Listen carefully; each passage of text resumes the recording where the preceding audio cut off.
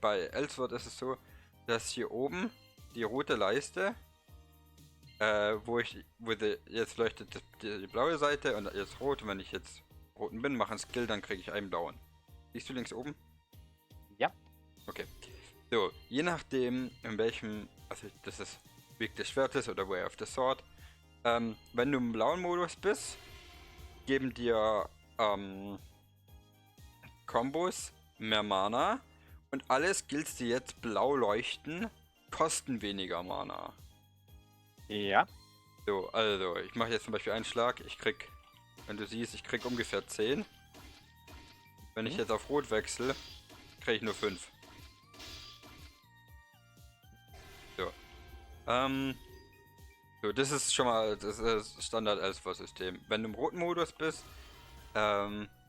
ist es so, dass alles 50% mehr Schaden macht. Also alle Skills, die jetzt bei mir rot leuchten und alle meine normalen Angriffe, wenn ich mit Y oder mit X angreife, machen 50% mehr Schaden. Soweit Sinn. Ja. Dann bei Night Emperor ist halt Standard Swordsman, sage ich mal, was du dir so unter einem Königsritter, hoher Ritter so in die Richtung vorstellen kannst eigentlich. Er ist relativ tanky, kann ein bisschen supporten, und das Main-Gimmick, weswegen ihn viele Spieler, sich viele Spiele über ihn lustig machen, sind erstens, du hast Boner Blade. Jetzt ist dann, hast du halt mehr Reichweite und machst mehr Damage. Und Garen. Okay. Ich sehe. Ja. Bin to win. Aha. Ja, du hast zum Beispiel eine wichtige Passive bei ihm ist Windschnitt. Du hast alle 2 Sekunden. Du siehst immer, wenn ich schlag, kommt so eine Welle nach vorne. Alle 2 Sekunden, also die hat eine 45% Aktivierungschance, wenn ich normal angreife. Und nachdem sie geprockt ist, hat sie in 2 Sekunden Cooldown. Wenn sie prockt, hast du mir da oben. Was mir gerade. Ah ne, das ist durch jetzt. Wenn sie prockt, macht die halt erstens ziemlich viel Schaden und die reduziert meine momentanen Cooldowns. Das heißt, wenn ich jetzt zum Beispiel meinen Boner Blade mache, ist bei 28 Sekunden.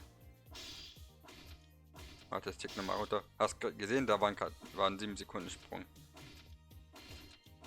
Das heißt, du musst aber damit nicht mal einen Gegner treffen. Du kannst einfach normal Gegner angreifen und irgendwann, wenn dann halt alles Wichtige bei dir auf Cooldown ist, greifst ein paar Mal nochmal an und der Cooldown ist resettet von allen deinen Skills.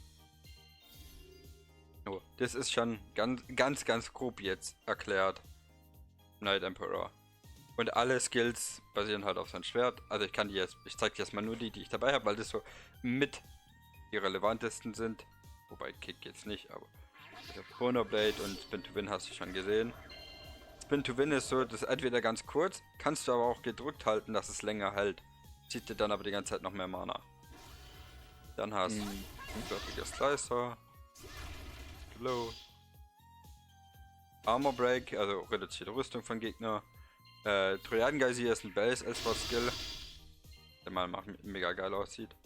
Auch wieder Mana. Und Grand Cross ist ein Main Damage Spell. Oh, ich wollte nicht auf Mount gehen, sorry. Hui! Mal weg.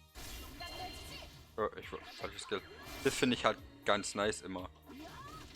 Weil die Range davon halt durch den Armageddon Blade oder durch den Boner Blade erhöht wird. Ganz grobe Erklärung jetzt. Wir müssen ja nicht ins Detail gehen. Ich zeige sie dir nur grob. So, dann können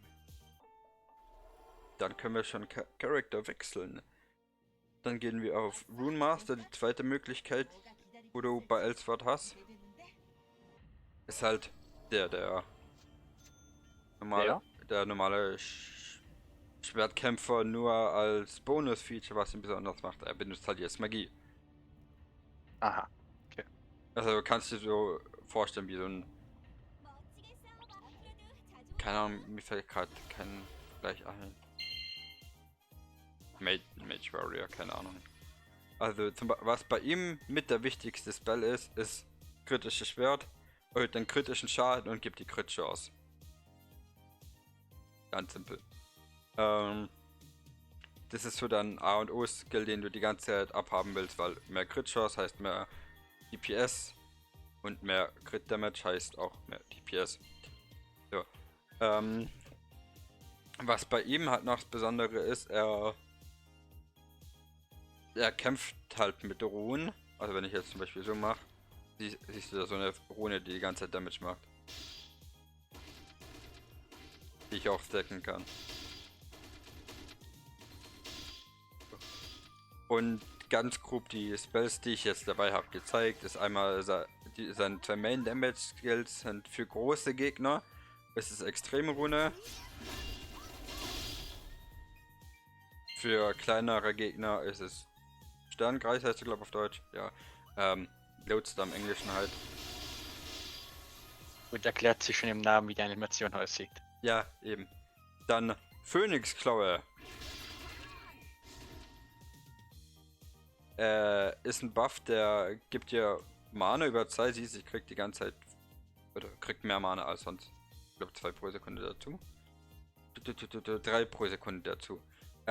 Du läufst schneller und springst höher und wenn du, während du den Buff hast, von irgendeinem Gegner abgeschossen wirst, also mit einem Pfeil oder Energieball oder sowas, kriegst du halt auch nochmal Mana.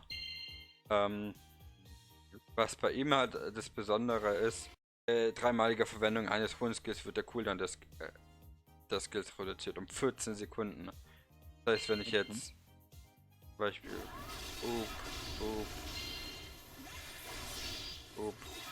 ja, guck, dann ist der ist gerade von 17 Sekunden auf 1 Sekunde runtergesprungen.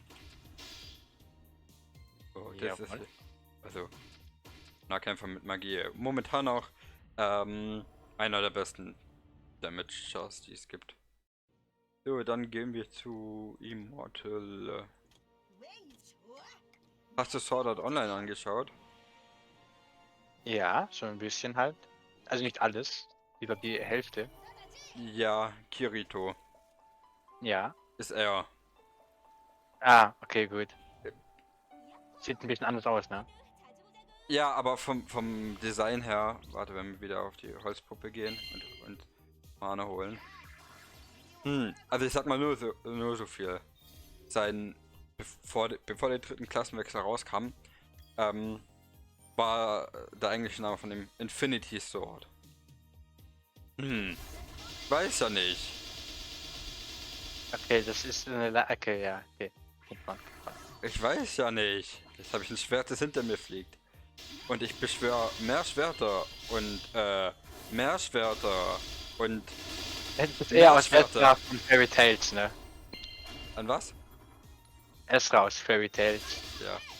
Oder Schwertwellen. Oder okay, das ist jetzt kein Schwert.